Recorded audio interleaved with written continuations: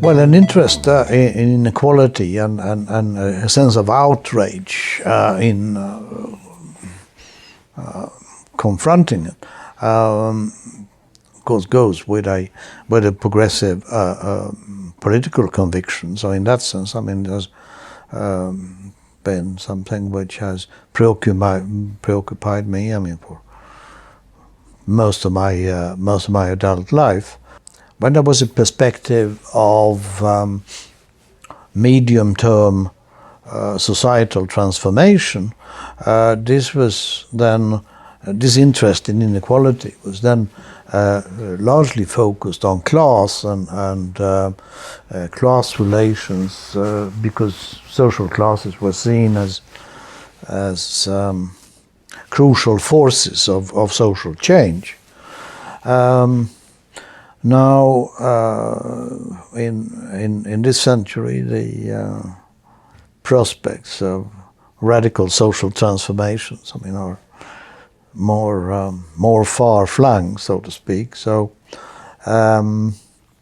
it's more natural, I mean, to become more focused on the kind of mechanism which produce inequality and the dimensions of it. I've been very much inspired by Amartya Sen and his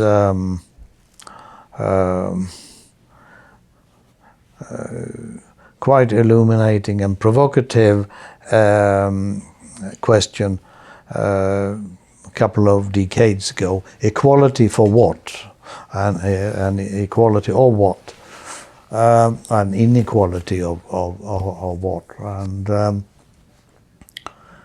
And he developed this idea of inequality of capability to function as a human being, which I think is a very profound and very fruitful way of looking at it. And what I have then tried to do is to specify this capability of functions into more handy language.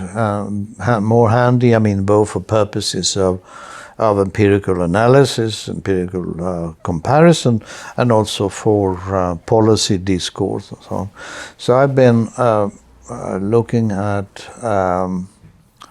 what I call vital, existential, and resource inequality. Vital inequality, I mean, refers to inequalities of life expectancy, of health. Existential inequality is a term which you don't find used very often, but I found it very, very helpful in paying attention to and comparing with other inequalities issues of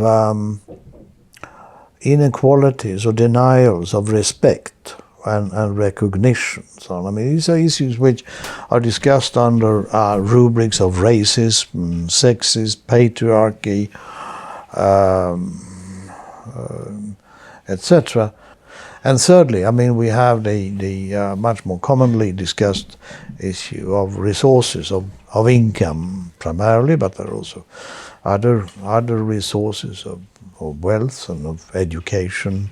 So I've tried to specify these kinds of inequality, and also been interested in particular mechanisms which produce them.